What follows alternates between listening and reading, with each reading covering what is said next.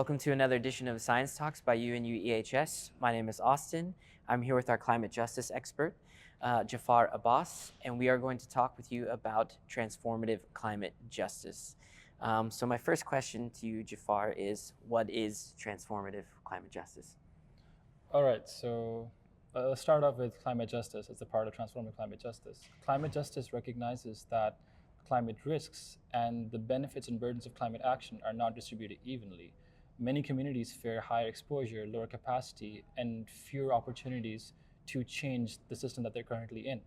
Now, transformative climate justice, it recognizes that, and it goes forward by addressing the root causes of those inequalities and by allowing these communities the opportunity to identify who makes these decisions, how these decisions are made, and then going a step further by advocating for a systemic change of allocating responsibilities, of changing the structure that currently exists through a legal, institutional, and financial capacity. Okay, wow. And you also just recently co-authored a study that breaks down the dimensions of climate justice. What are the 4 dimensions of climate justice I think you find, and why is it important to break them down?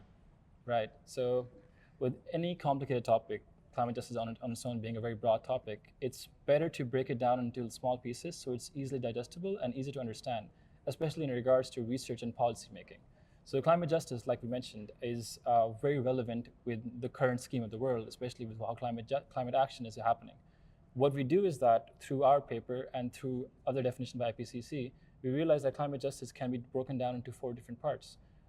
They're namely recognitional justice, which basically involves recognizing different communities, their heritage, their culture, their knowledge bases, then going a next step into procedural justice, involving them in fair and transparent participation, involving them in decision making, making sure that these stakeholders are involved. Then comes the more important parts, distributive justice, making sure that the benefits and burdens of climate justice are distributed evenly in a just way.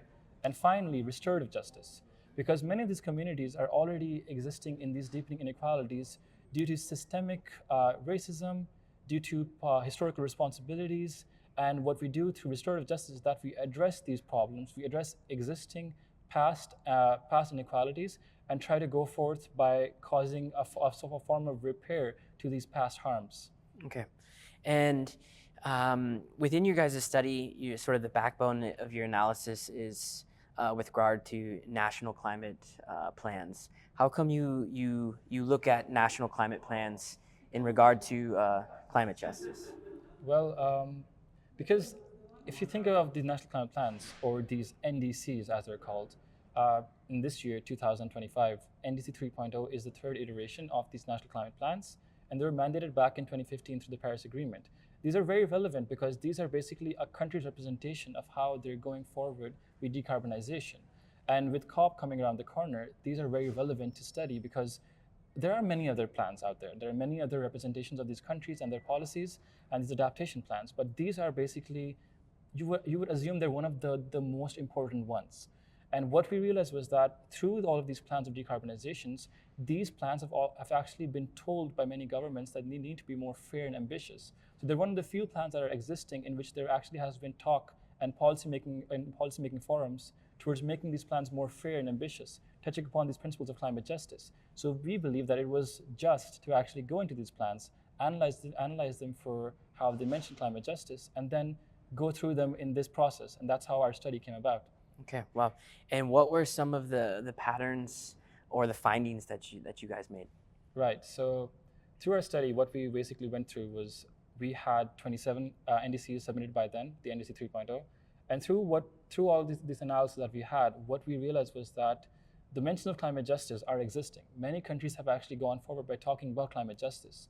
However, according to our study and our framework, we created this thing called a commitment ladder, basically going from just mentioning a policy that's relevant to climate justice, or actually going into it deeply by talking more about how climate justice is embedded through legal, institutional, financial capacity.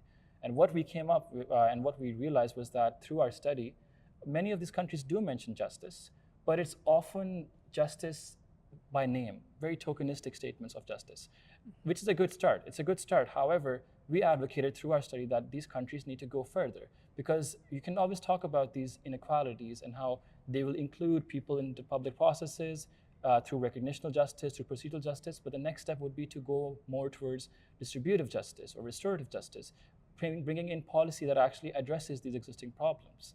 And another thing that we realized was that many of these statements of justice were actually siloed in these chapters, which were more about participation, more about involving people in processes, and less in chapters on technology and finance, which we believe are more critical. And this type of lopsided mentions creates this form of justice washing, in which, without knowing it, these countries are actually advocating for justice without any substantial commitments. And we recommended later on that that's something that should change, and through our framework, we can actually allow countries to go more towards more transformative commitments rather than just tokenistic ones. Okay. And you've already sort of elaborated on a little bit, but what other sort of recommendations did you come up with from your study?